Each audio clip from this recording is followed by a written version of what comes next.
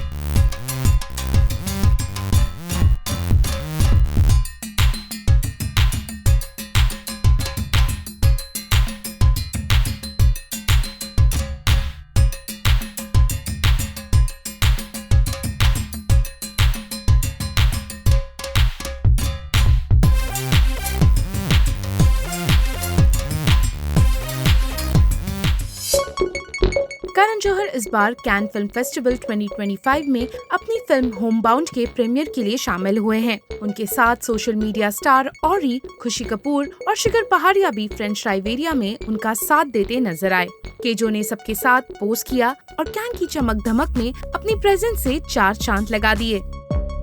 वहीं जानवी कपूर आज सुबह कैन के लिए जाती हुई एयरपोर्ट पे स्पॉट हुई थी। करण जौहर एकदम एफर्टलेसली फैशनेबल लग रहे हैं एक coordinated light blue linen coat set में। उनके व्हाइट स्नीकर्स और स्लिंग बैग ने पूरे लुक को परफेक्ट बैलेंस दिया है।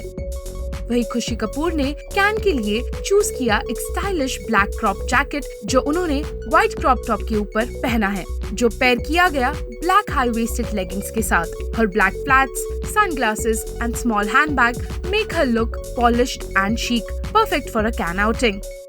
करण जौहर ने कैन से पिक्स भी शेयर किए। जैसा पिक्स में दिख रहा है, करण जौहर ने पहना है एक पिंक चेक वाला 3-piece सूट, जो एकदम बोल्ड और स्टाइलिश लग रहा है। Underneath, he wears a black shirt that creates a striking contrast, making the pink pop even more. करण जौहर ने कैप्शन में लिखा, "Yes, we can, day one."